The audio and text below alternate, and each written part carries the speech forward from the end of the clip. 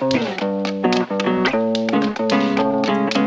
probably can't see this, but it's a really big number. There's a lot of commas, there's some zeros. The number is $10 million. $10 million is what I was offered for something that I created just on the side, something for fun, something that I thought that I would enjoy. But to understand how I got here and how I got this $10 million offer, we gotta rewind the clock a little bit. We gotta go back in time to the beginning.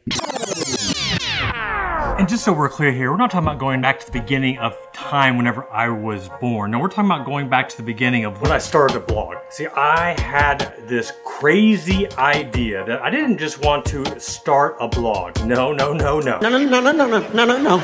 I wanted to create the best financial planner blog that existed in the world. And that's what I did. I created the blog, and that began the process of writing and publishing and editing and writing and publishing and editing and more writing and more editing and publishing.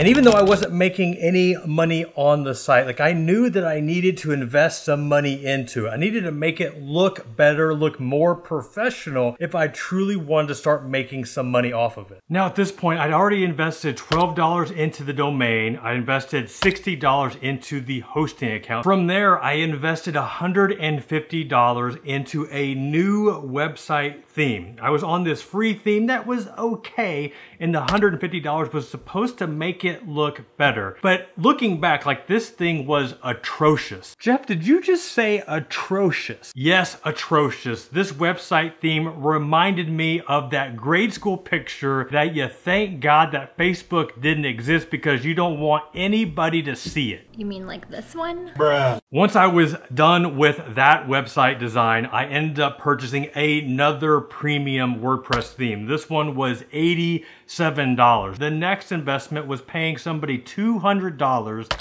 to create a custom logo and header for my blog so that it just looked good. And I'm gonna say it actually looked pretty good. Looking good. So at this point, I've got $509 invested into the blog, and I am ready to rock and roll. And guess what I started to do even more?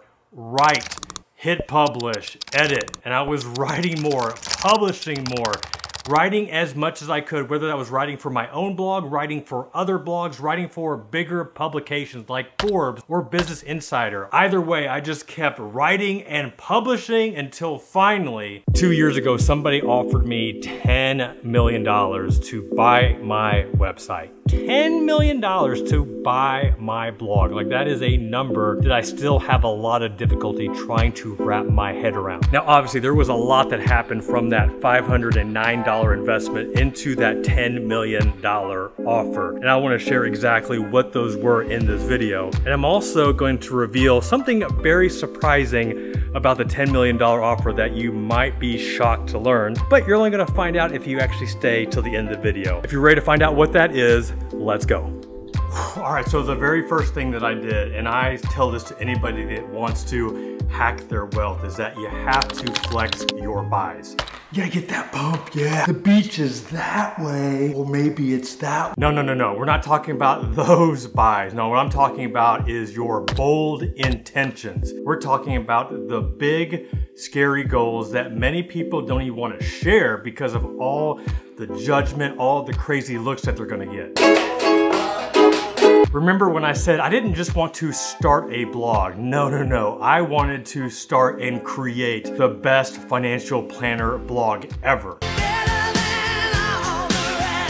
Can you imagine all the questions, all the concerns, all the comments that I got from other financial planners, the ones that I worked with, my coworkers, even my wife, didn't really fully understand what I was trying to do. And if I'm being 100% totally honest here, I don't even know if I knew what that meant in the beginning. All I knew was I was going to do whatever it took to get there. The thing that you have to remember about flexing your buys, flexing your bold intentions, your crazy goals, is that you can't be ashamed of the things that you want to do. So if you want to go out and start a blog that talks about the greatest Jordan 1 shoes of all time, then you go out and do that, because I approve of this message. If you want to start a podcast that the only thing that you talk about is everything that you disagree with what Dave Ramsey has to say, then go out and do it. Jeff, that is the craziest thing that I've ever heard. If you want to go out and start a YouTube channel and get over 350,000 subscribers, where most of your videos don't get a ton of views unless you're talking about stimulus checks, then you go out and do it.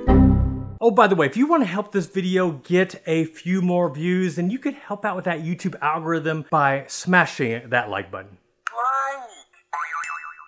All right, the second thing that I had to do, and once again, I didn't realize this in the beginning, but I had to build something that was bigger than me. So yes, in the beginning, this is not what I did. I first started the blog as a pure marketing tool for my financial planner business. But after I kept pouring more time, more energy into creating more content, understanding how the blog works, how to get traffic, how to reach people and impact their lives, that's when it finally started to sink in. But it finally hit home when I was attacked by a crazy, unforgiving panda. Panda. Jeff, I'm coming for you. Okay, so this wasn't the panda that I was attacked by or that my site was attacked by. No, I was attacked by a Google algorithm named Panda. And I can remember to the day like it was yesterday when it happened. It was April 2011, and literally with a flip of the switch, I saw over 70% of my traffic disappear overnight. So why was this Google Panda such a big deal, and how did it lead to me finally getting this $10 million offer? Well, this is why. I have been blogging for about 2.5 years. I was getting over 100,000 unique visitors to my blog every single month. I was making over $60,000, maybe $70,000 a year from the blog, which once again, this was a big deal because I really didn't know what I was doing. And then all of a sudden I lose 70% of my traffic overnight. I literally just wanted to crawl in my bed and cry. Google, where did my traffic go? In the arms of the angel. So the truth is, I think I may have actually cried a little. I know what I did do was I took almost 2 weeks off from writing any blog post, publishing anything new, doing any research on blogging. I just needed to take a break. And during that break, I asked myself, why did I start this blog? Initially, yes, it was for marketing for the business, but after blogging for over 2 years, I started to realize the impact that I was having, and I knew that I had created something that was bigger than just me, bigger than my financial planning business, bigger than traffic from Google. I was actually helping and impacting people's lives, helping them take charge of their financial future. And that's why I kept going. That's why I started the YouTube channel shortly thereafter that. I ended up starting a podcast, started writing for other blogs, other big financial sites, because I knew I was doing something that I couldn't fully comprehend how much impact, how many people it was going to help, but I knew that I was on the right journey. All right, the third big thing that I started to do was stop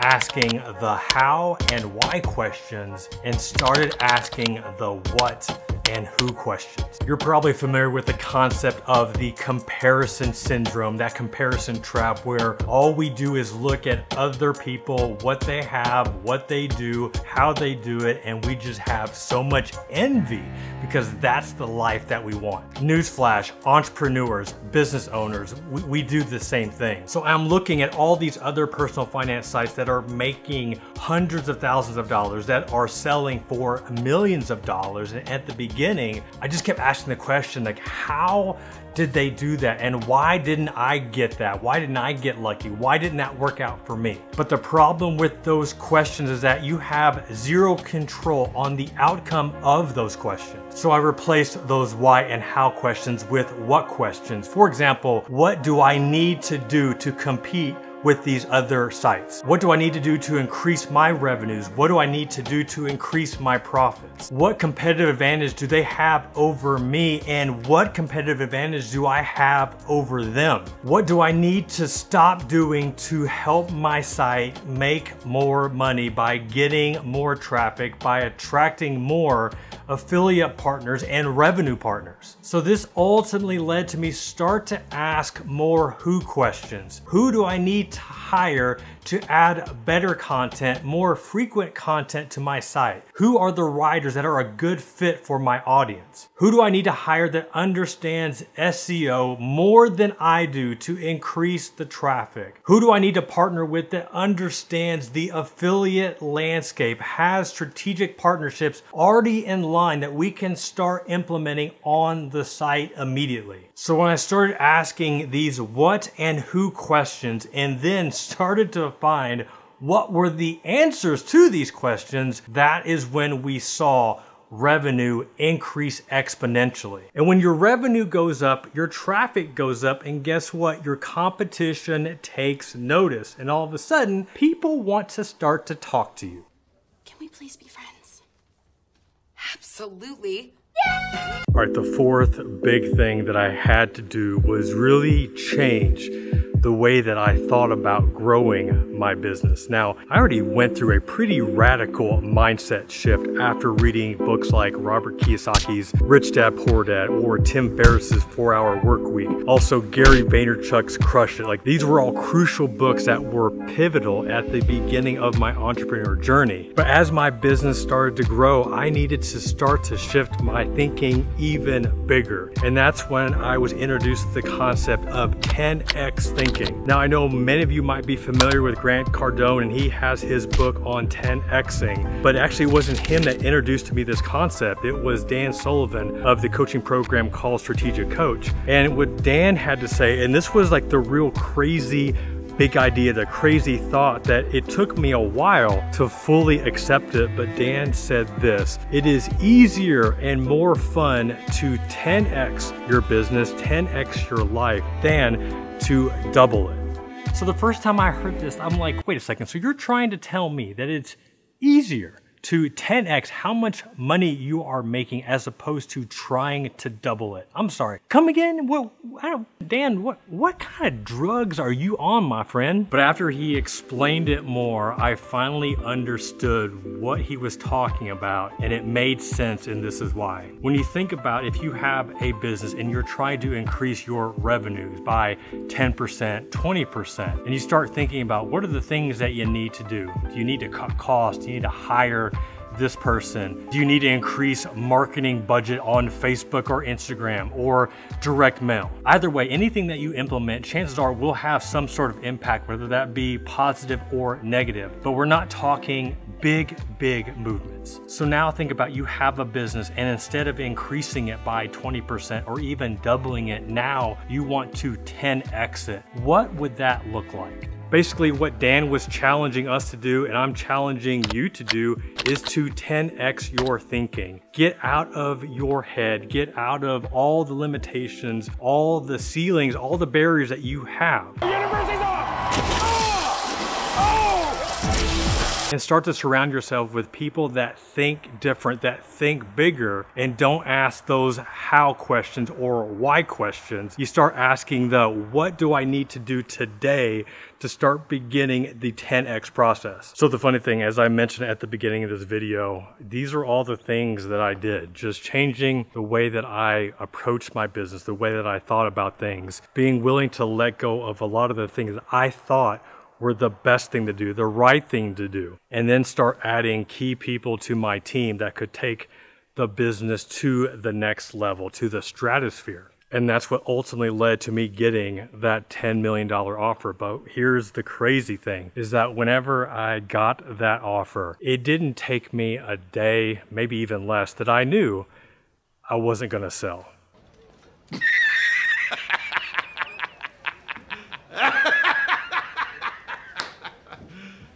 You serious? Yes, $10 million is a lot of money, but there's some other factors at play. You got taxes. I had another partner that was going to pay out a decent chunk of that. So it's not like I was going to net that entire $10 million, but it was going to be a really big chunk. But it all went back to what I said earlier about building something bigger than me.